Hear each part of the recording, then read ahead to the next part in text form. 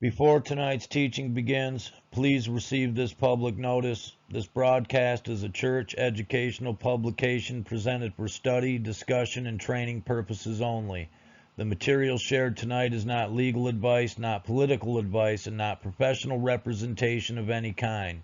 Rock of Truth Church and Rock of Truth Radio exist for educational ministry, spiritual discipline, lawful study, and structured understanding. We encourage every listener to study carefully, think clearly, verify everything, and take responsibility for their own learning and application. Tonight's teaching is designed to help sharpen awareness, strengthen discipline, and build lawful understanding through spiritual order and practical observation.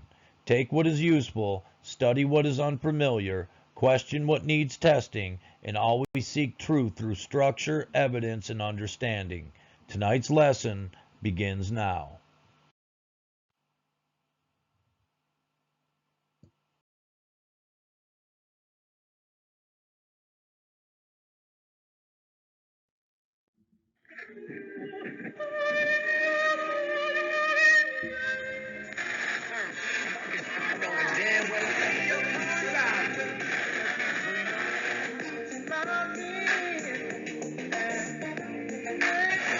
Struck the hour.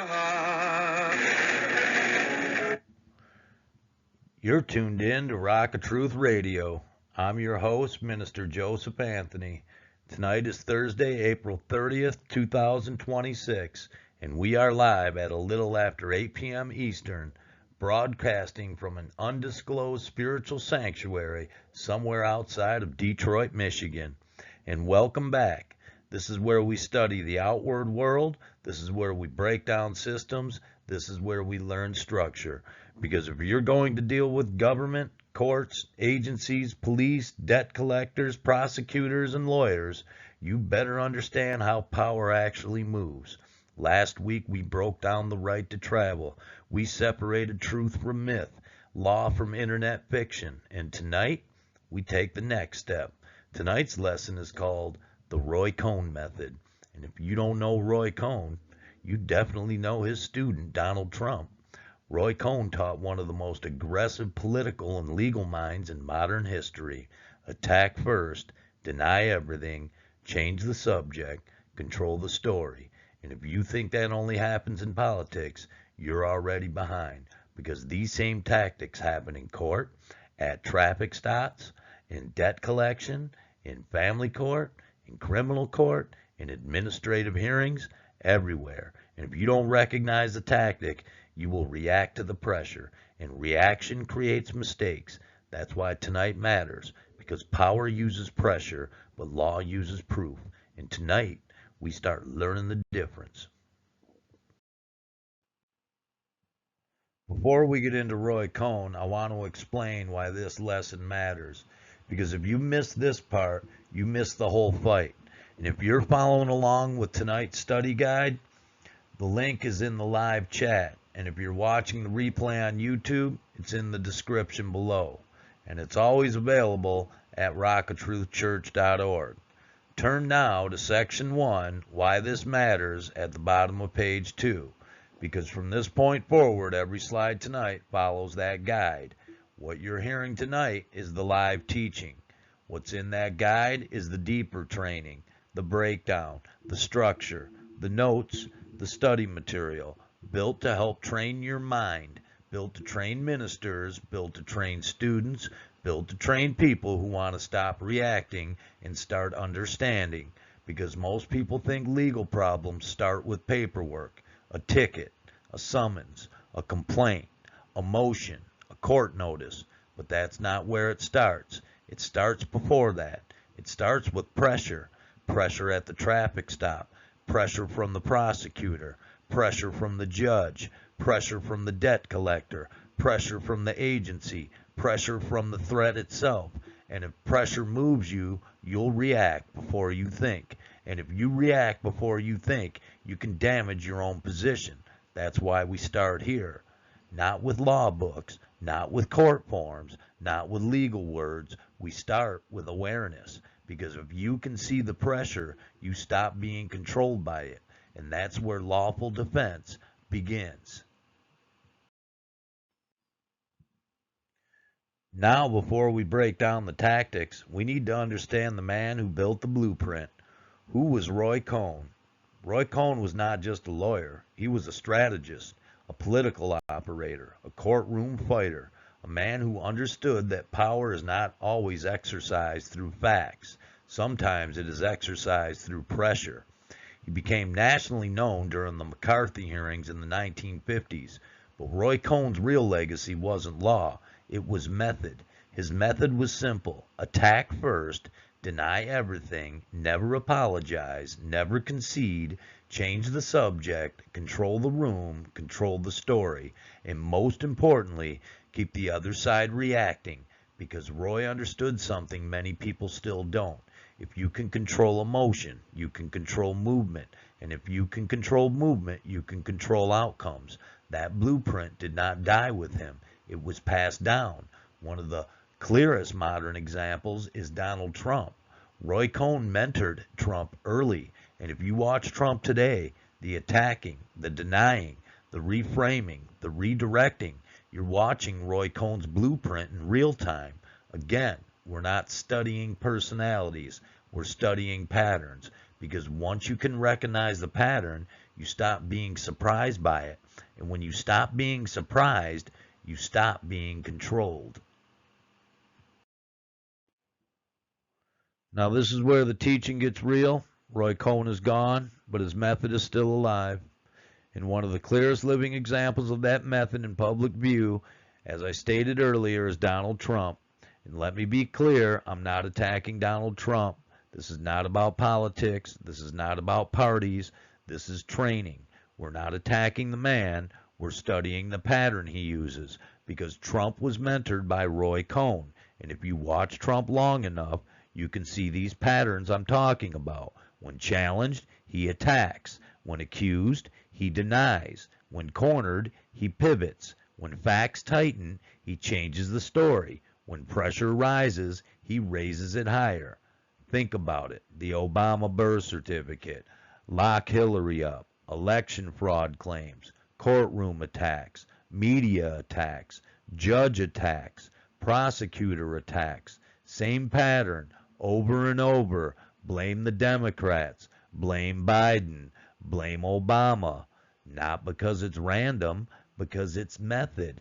And why I use Trump? Because he's visible right now. He's in the public, documented. He's easy to study. You can watch the method happen in real time.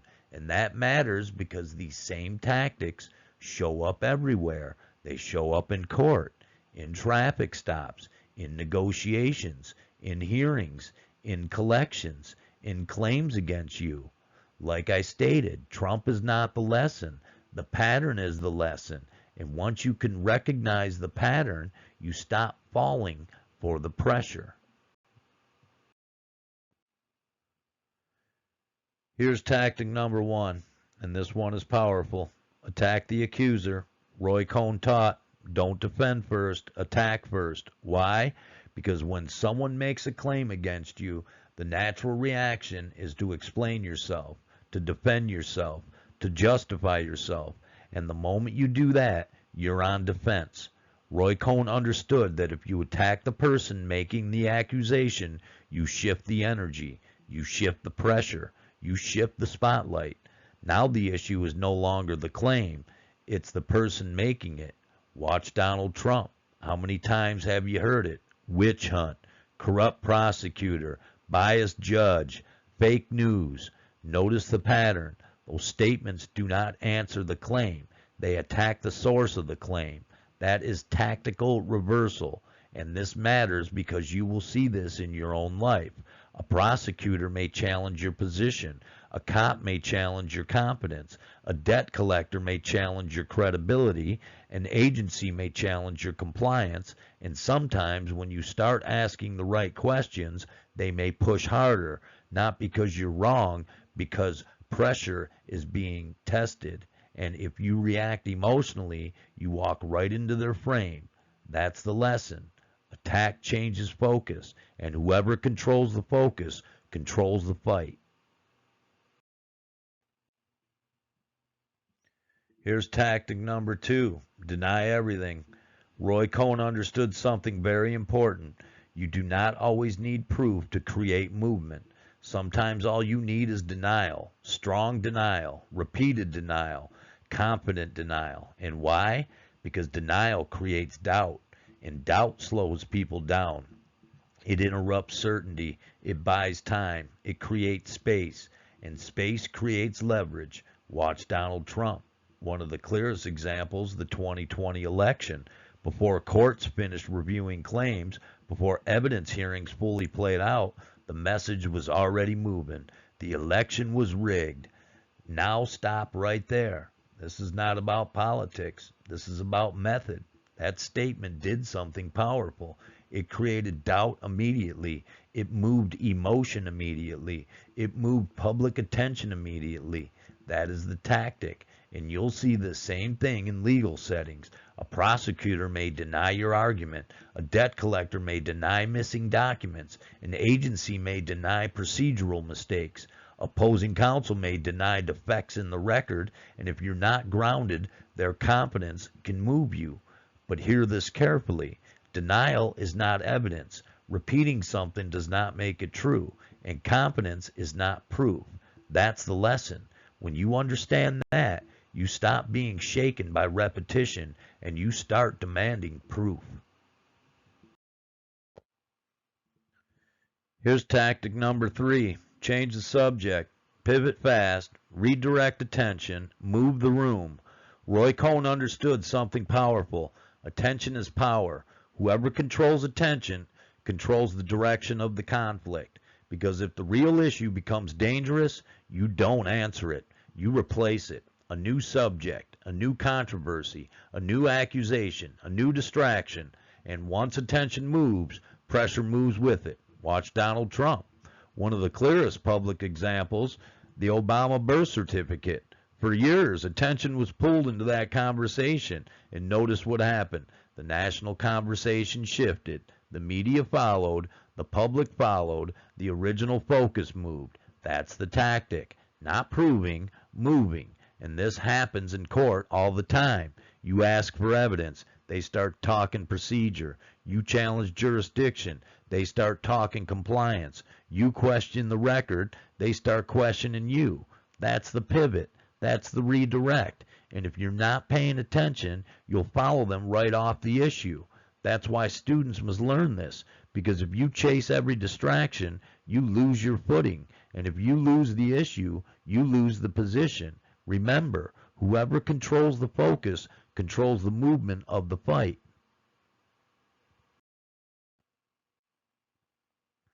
Here's tactic number 4. Flood the field. Overwhelm the room. Too many claims, too many angles, too many fires, too much noise. And that is the tactic. Roy Cohn understood something very powerful. If you overload the environment, people stop thinking clearly. They start reacting. Because the human mind can handle one issue, maybe 2, but 10 issues at once, now confusion sets in. Fatigue sets in, and fatigue creates mistakes. Watch Donald Trump. One day it's election fraud, the next day it's immigration, then judges, then prosecutors, then the media, then foreign policy, then back to the courts. Constant movement, constant noise, constant redirection, and that's the point. Not clarity, volume, because volume creates exhaustion, and exhausted people stop analyzing. They start following, and this shows up in court too. Multiple filings, stacked accusations, extra paperwork, fast-moving claims, procedural overload, and if you're not disciplined, you'll start chasing everything. That's the trap. Remember this, volume is not proof. Noise is not law. More paper does not mean stronger claims. When the field gets flooded, your job is simple. Slow down, separate the issues, and isolate what actually matters. Here's tactic number 5. Never concede, never admit loss, never admit defeat, never admit error.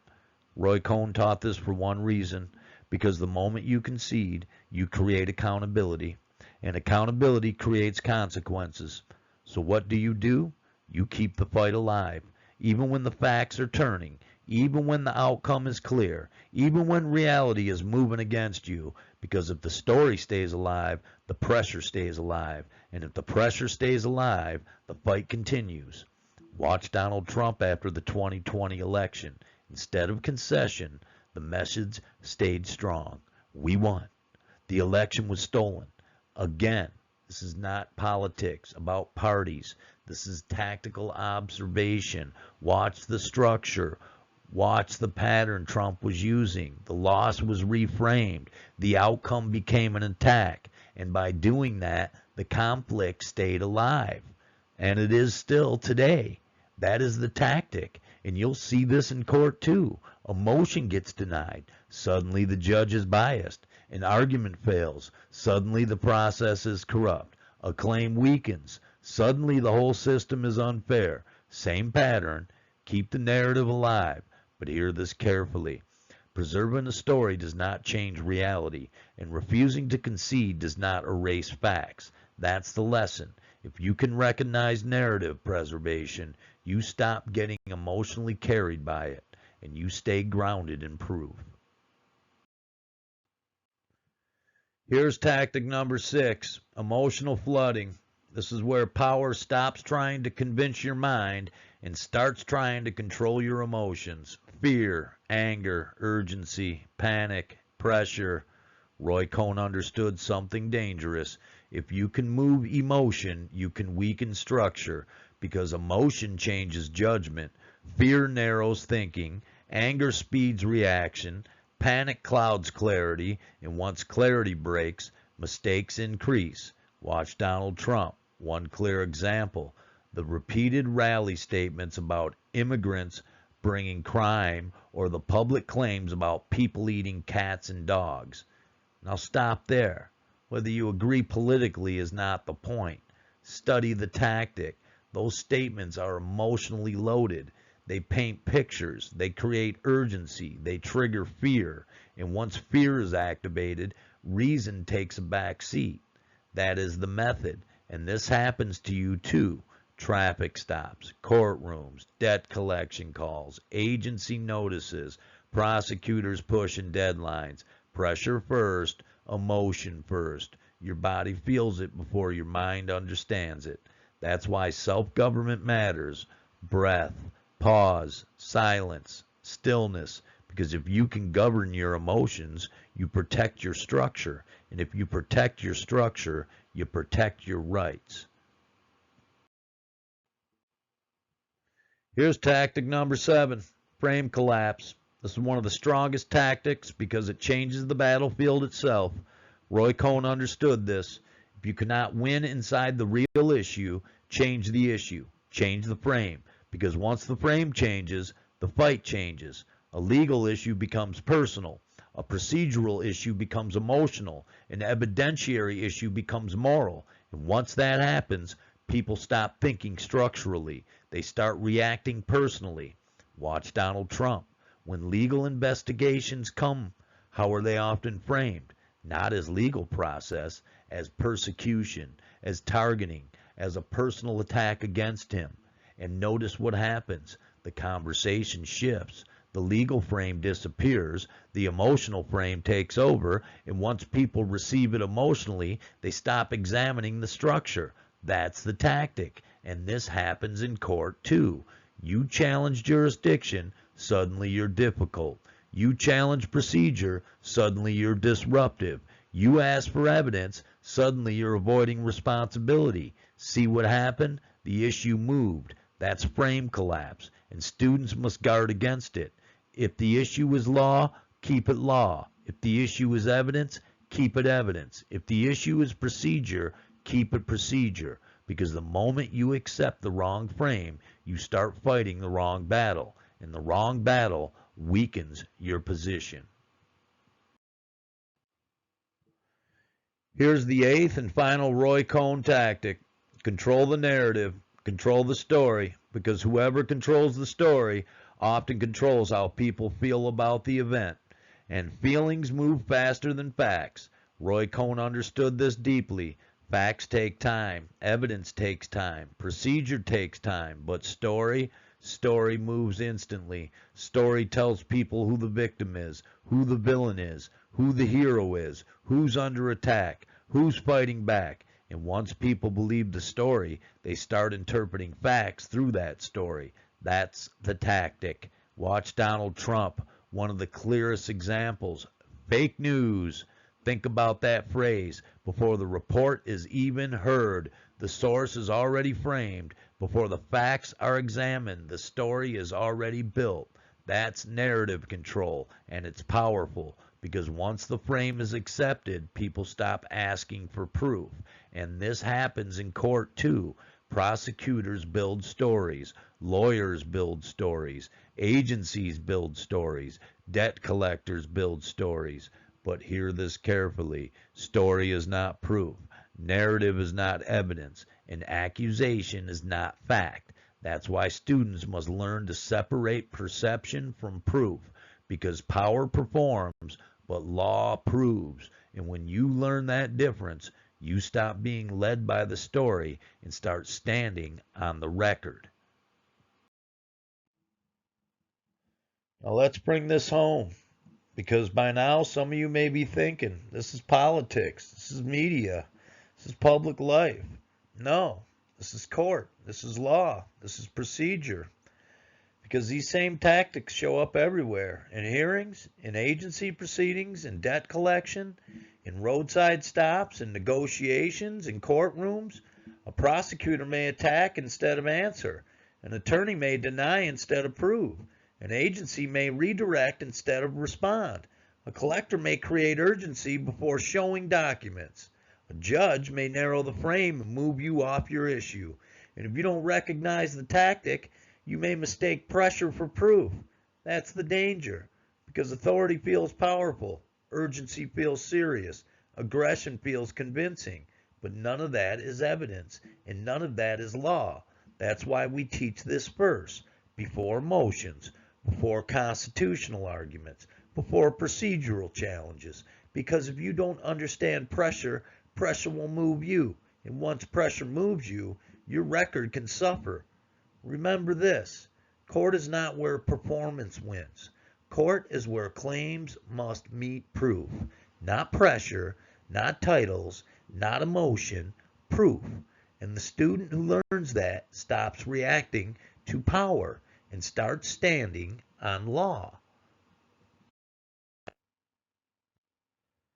Now this is where the lesson turns inward, because everything we studied tonight, attack, denial, pressure, emotion, narrative, all of it eventually reaches one place. You, your mind, your body, your reactions.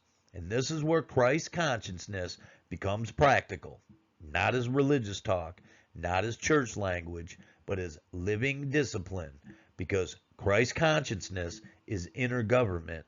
It is the ability to remain governed within when the world around you is trying to move you.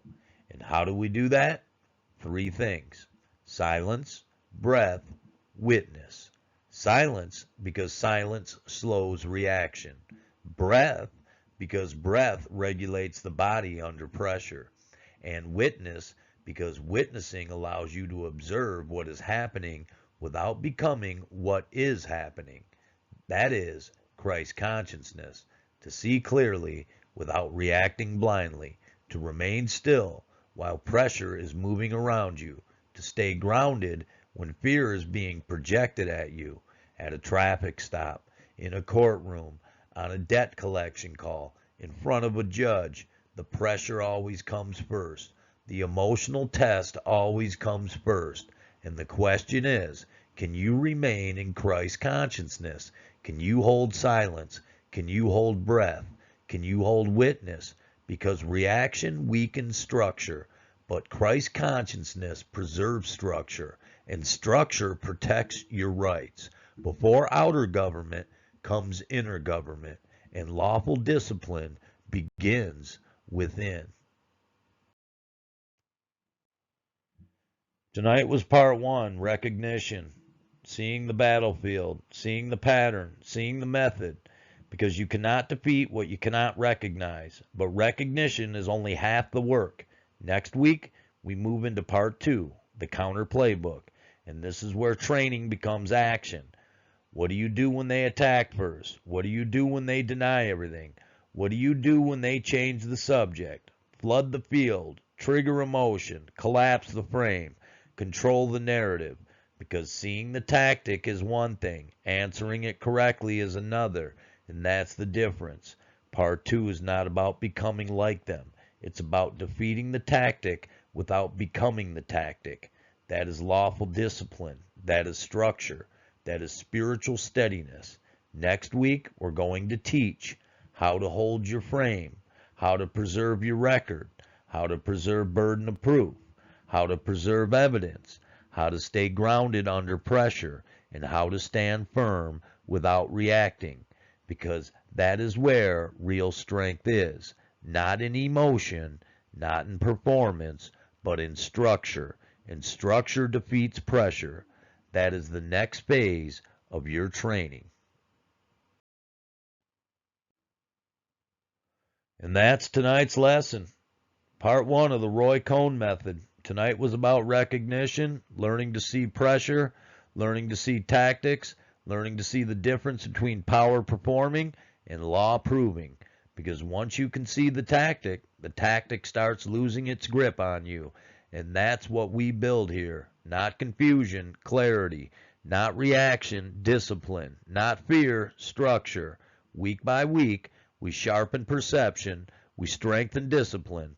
We train ourselves to stand firm when pressure comes. And if tonight's lesson struck something in you, don't leave it here. Go back through the study guide. Read it, mark it, study it, sit with it.